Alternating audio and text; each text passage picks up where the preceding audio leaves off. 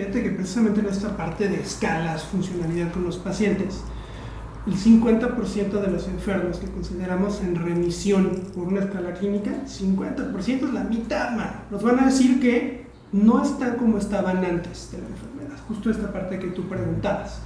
Y no es la primera vez que nos pasa algo así en medicina. Lo primero que tenemos que hacer con esto es cuestionarnos si la forma en que medimos esto es la adecuada, ¿no? Quizás algo no estamos viendo, y por eso la mitad de los pacientes no logran esta remisión completa. Y algo muy interesante es que en los 50 a 60 más o menos, el colesterol empezó a dividirse en moléculas lipoproteínas de alta densidad y de baja densidad. Hasta los 70, 20 años después, la estadística empezó a decirnos, oye, sabes que las de alta densidad son un factor protector contra infartos de miocardio y las de baja densidad son un factor de riesgo para infartos de miocardio. Ya para los 80, el colesterol como medida general ya no era útil. Necesitábamos tener las medidas diferenciadas de alta densidad y baja densidad para poder valorar los riesgos. Y después de los 80 empiezan a desarrollarse protocolos de tratamiento y tratamientos más específicos y que empezaron a salvar más vidas en este grupo de los pacientes. ¿Ustedes creen que estemos en un momento similar en depresión? Yo creo que sí. O sea, yo creo que acá el punto es que la clinimetría de pronto está enfocada, como decía Peña, hacia trastornos más neurodegenerativos.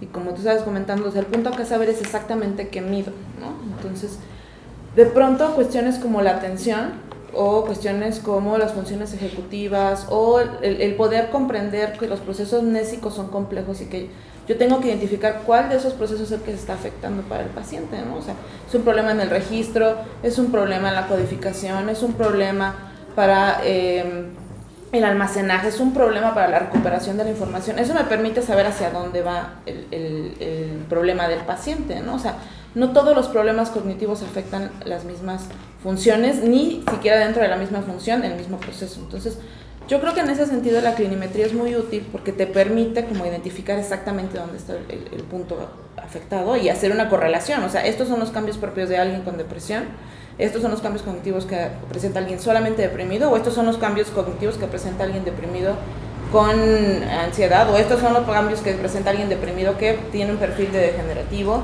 O de pronto, yo lo comentaba el otro día con un residente en el hospital, ¿no? O sea, estás haciendo un mini-mental a un paciente que tiene Parkinson.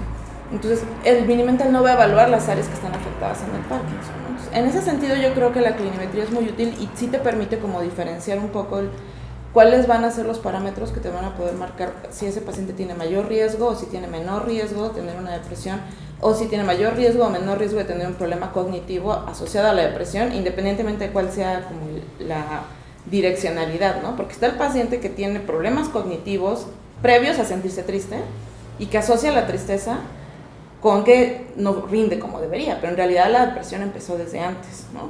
Y está el paciente que se siente triste y luego empieza a notar sus cambios cognitivos, y está el paciente que estuvo triste y solamente tiene como síntomas residuales los problemas cognitivos, ¿no? Entonces yo creo que ahora el perfil es como mucho más amplio que decir únicamente el paciente estaba triste y ya no está triste, o el paciente tenía depresión y ya no tiene depresión. Entonces yo creo que en ese sentido sí podría ser una asociación como con la parte que estás comentando del colesterol, ¿no? Pero Juan ponía el ejemplo del colesterol, pero creo que en los trastornos cognitivos y en las demencias nos pasa algo parecido.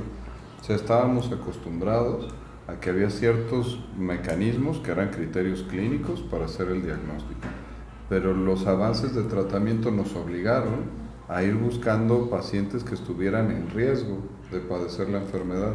Y ya es que ahora, para los protocolos de investigación de las nuevas moléculas en enfermedades demenciales, tenemos que buscar candidatos que no están afectados, que no buscan atención por la enfermedad. Generalmente buscamos a familiares de pacientes.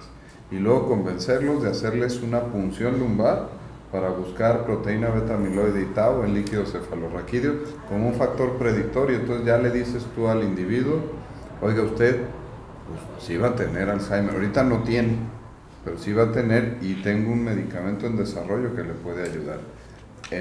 Referido a lo que tú comentabas y a la respuesta de Mariana, creo que estamos en esa fase de poder diseñar índices.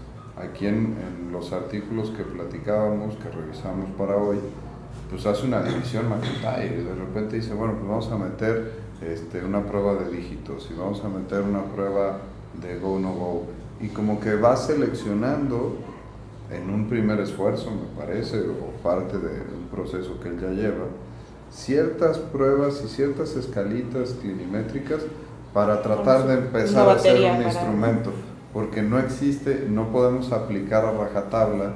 Creo que uno de los errores aquí sería, bueno, pues vamos a mandarles pruebas neuropsicológicas a todos los deprimidos, o no, pero tendríamos que empezar, y creo que hacia allá va la línea de pensamiento,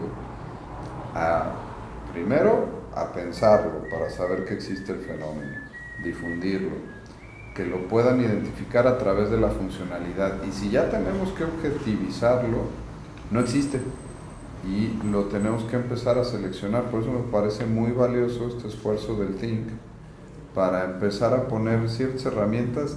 Creo que habrá que hacerlas más fáciles, ya le están empezando a meter el avance de la tecnología, y pues así como está la resistencia de decirle a un paciente en posibilidad de Alzheimer, oye, no tienes nada, pero te voy a picar la espalda para sacarte líquido cefalorraquídeo.